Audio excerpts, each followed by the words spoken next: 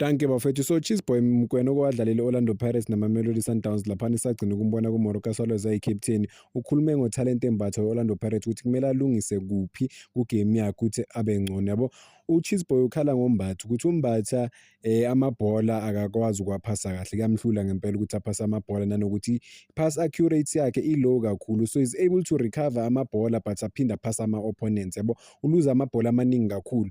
Uyasho ukuthi i-reading of the game ikambatha kusho ukuthi wabona ngakhona igame nade wakwazi uskena ngakhona ama-player uyahluleka ngempela because maningi kakhulu amabhola waluzayo unnecessary noma amabhola wanika ama-opponents. Usho kanjalo uChisboy Mokoena. So kule statement saka-Chisboy for mina the way ngibona khona, yes umbatha i-very important figure laphana ku-midfielder ye-Orlando Pirates, yena noMakhawula they've been very super influential in terms of helping the team ukuthi bathole ama-results, but yes umbatha uluza ibhola kakhulu too much bafowethu yabo.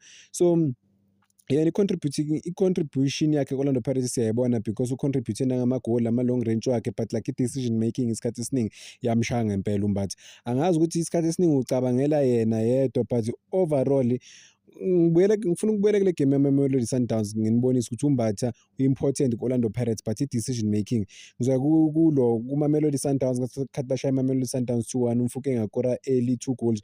Umbatha wayedlala ngempela lapho, wayene-aggression, wayephasa kahle. First half nje wadominate umbatha, ngabona ukuthi okay this is the Bafana player that we want to see yabo. But-ke amagemini amaningi umbatha igame yakhe i-off yabo, i-off ngempela futhi, but akabonakali isikhathi esiningi ngoba yena noMakhawula bayakwazi ukukhavelana, but mawubhekane nabantu abahlakaniphile uzoluza amabhola lapha esiswini isikhathi esiningi i-team ibulaleka ngalawo ma-counter attack, uzoluza ibhola critical space laphana esiswini and then umuntu ashaya i-good pass athole opposition yakhe balishaye phakathi. So mawudlala i-midfielder ethimini efana ne-Orlando Pirates or any midfielder around the world kumele ukwazi ukuprotect ibhola nokwazi ukuphasa right ama-players wakho.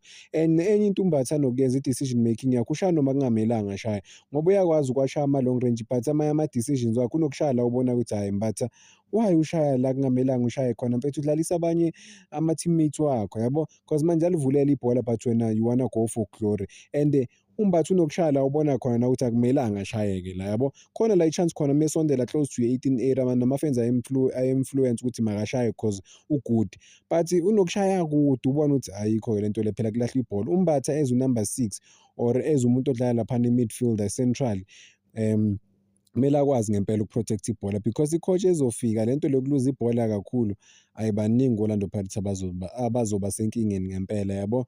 So but let's wait and see ukuthi umbatha uzokwazi uku-improve because uluza kakhulu ibhola. Danko bafethu.